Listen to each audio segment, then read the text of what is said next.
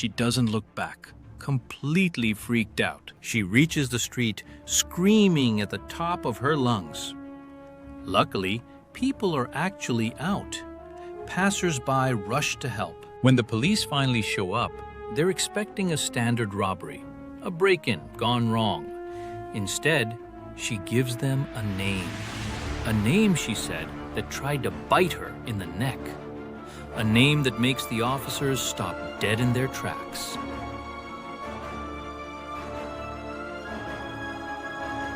Monsieur Saint-Germain, there's a woman half dead in the street claiming you attacked her.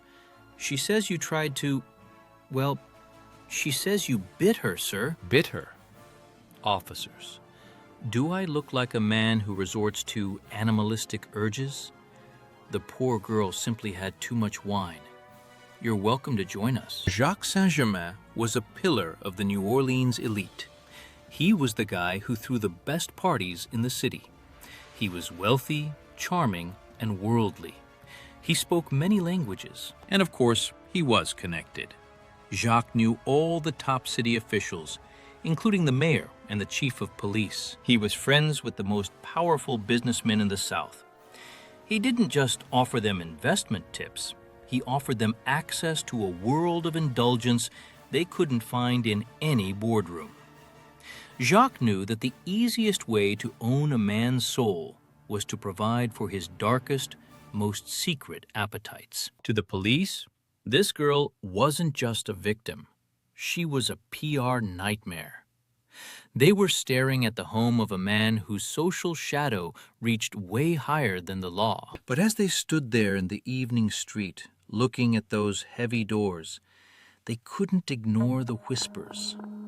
They knew the rumors about a legacy of blood that stretched back to the royal courts of France. Jacques claimed descent from the 18th century Comte de Saint-Germain, an alchemist who never aged and eventually vanished from Europe, only to resurface in New Orleans. The Count was known for deathly pale skin and a terrifying habit. He never ate. At royal feasts, he only drank a dark liquid from a silver vial. By 1902, the Comte had been dead for ages.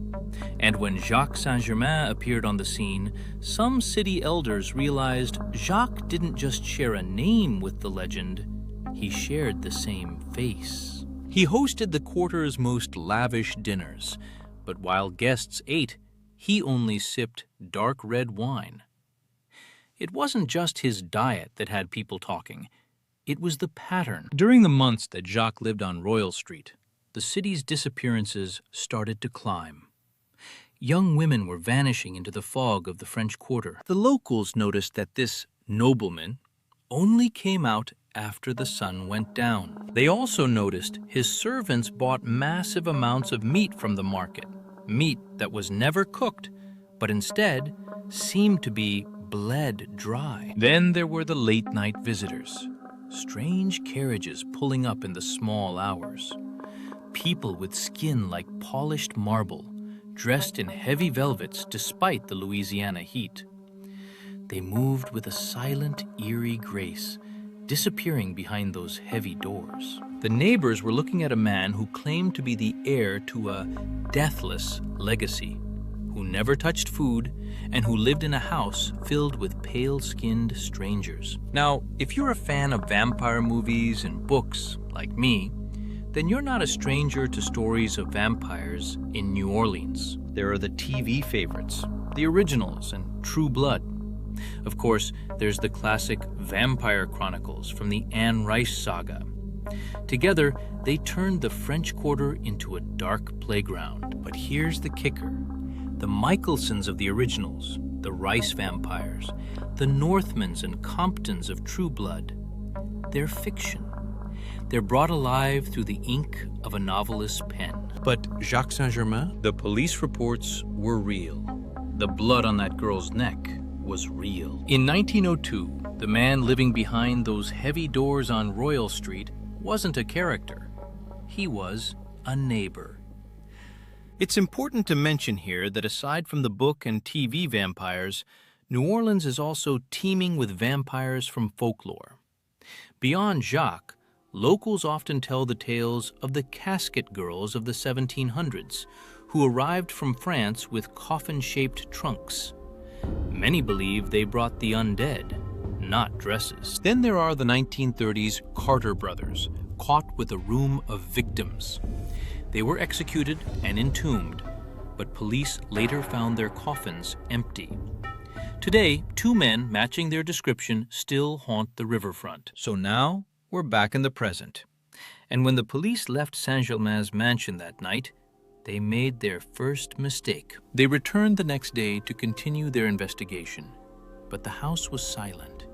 The furniture was there, the fine art was there, but Jacques was gone. No luggage, no carriage, no trail. He had simply evaporated into the humid New Orleans air. But it's what they found upstairs that changed the story forever. In a locked room, police found a collection of wine bottles. But they weren't filled with Cabernet. They were filled with human blood, preserved with salt. They found clothes and jewelry belonging to the women who had vanished over the previous months. Jacques Saint-Germain was never seen in New Orleans again. At least, not as a nobleman. According to the locals, he's still around. Over the decades, the legend of Vampire Jack had risen through whispers and bars, churches and alleys. A popular story involves a man in a leather jacket, identical to Saint-Germain's portraits, ordering a drink in a dim French Quarter bar, but never touching it. When the server asked why he's up so late, he whispered, "I've been out since the 1700s." He then vanished without a trace, leaving an untouched glass. Reports still resurface, a familiar face spotted from Paris to London to Royal Street. Thank you for watching. Tell us a vampire story from your city. It could be Vampire Jack. We'll see you next time.